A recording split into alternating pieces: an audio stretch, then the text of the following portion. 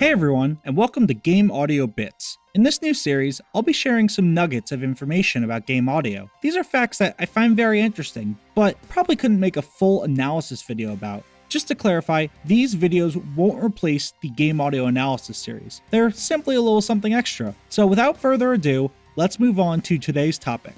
Mega Man X is a classic game on the Super Nintendo, often praised for its tight gameplay and incredible music.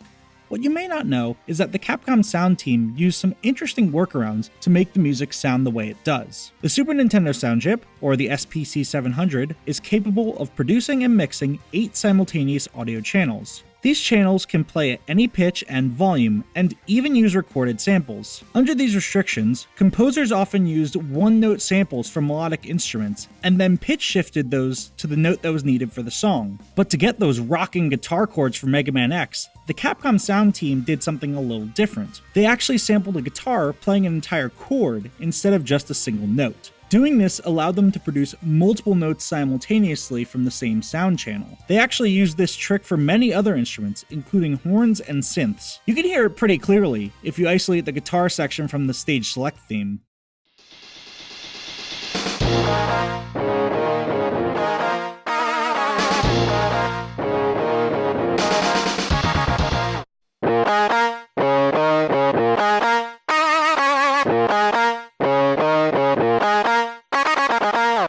Furthermore, composers usually contained entire drum kits to one channel on the Super Nintendo. This means that only one drum sound could be played at a time, like a kick or snare. But there are many times in the Mega Man X soundtrack where a hi-hat is playing over a kick and snare beat, like in the intro stage theme.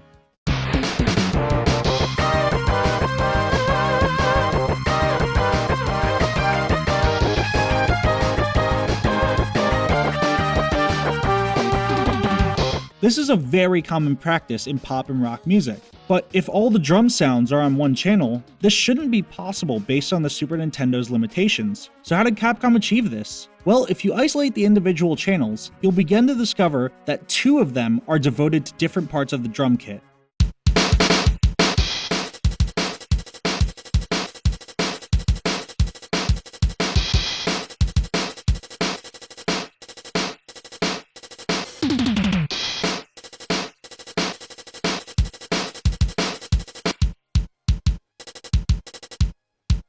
This means that the Capcom sound team sacrificed an entire channel which could have been used for harmonies, counterpoint, or sound effects, all to give us this glorious drum pattern. I